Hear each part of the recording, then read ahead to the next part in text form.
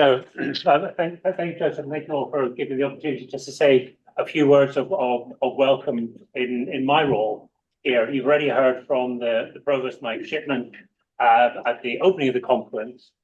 So I'm Pro-Vice-Chancellor for Research, so I've got oversight of essentially the whole of the university's research portfolio, and to try and ensure that we deliver against the aims of our research strategy.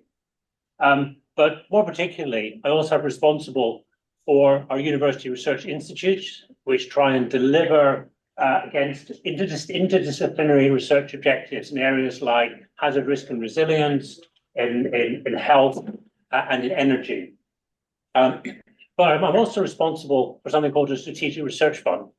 And the strategic research fund is what has enabled the just transitions to a net zero world to exist.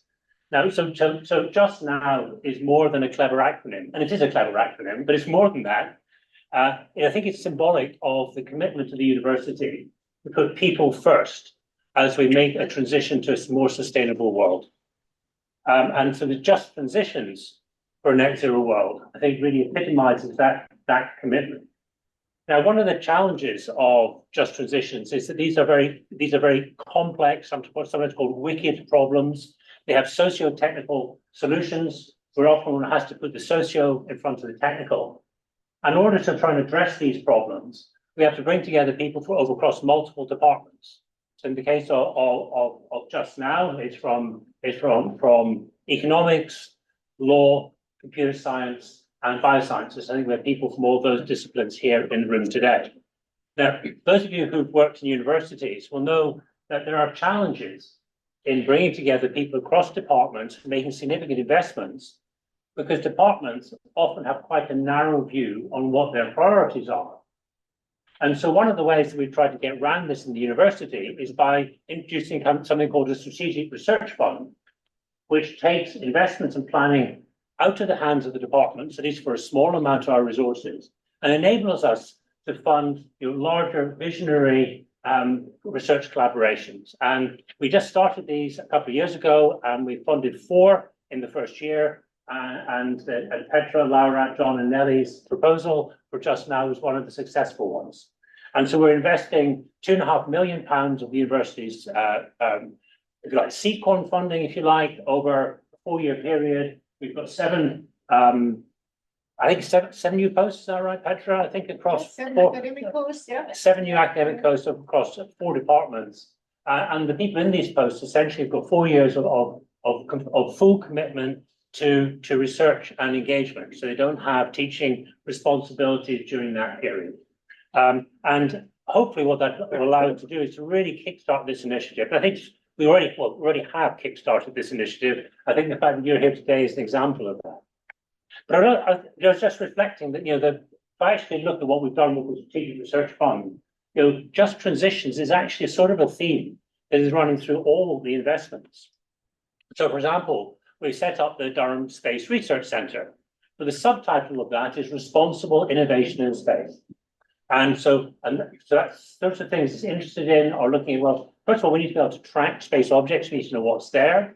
But we also have to think about regulatory issues, legal issues, but also cultural issues. Who has a right to put things in space? If you look at many indigenous cultures, the stars play a very important role in their cultural identity. If we start putting other things in space, light scattering, light emitting things, what are we doing to people's perception of their culture and their identity?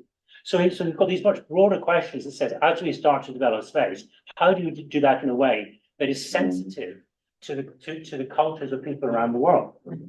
We have a program which is called Heritage 360, and that is looking at culture and heritage from all different angles, both humanities and science. But also one element of that is about how we develop heritage sites around the world in a way that is respectful of the cultural significance of those sites to local people, but also enables local people to derive the economic benefits from the development of tourism around those sites. And the fourth of the initial set of strategic research fund projects is something called Smart Soils. John knows a little bit about this as well. His department's closely involved with it. So that's trying to understand the soil microbiome, so sort of living soils, if you like, But a particular focus there is about how does one remediate or improve degraded soils in many parts of Africa, for example, through enhancing a better understanding of soil as a living organism, or organisms, if you like, in order to raise the productivity of land, but very much in a way that gives control of the land to the people who farm the land and not to big companies. So I think that just transition really is a broad theme that underpins a lot of the new projects we're stimulating here, and it's really a great pleasure to have you all here today to discuss just transitions for a net zero world. Thank you very much.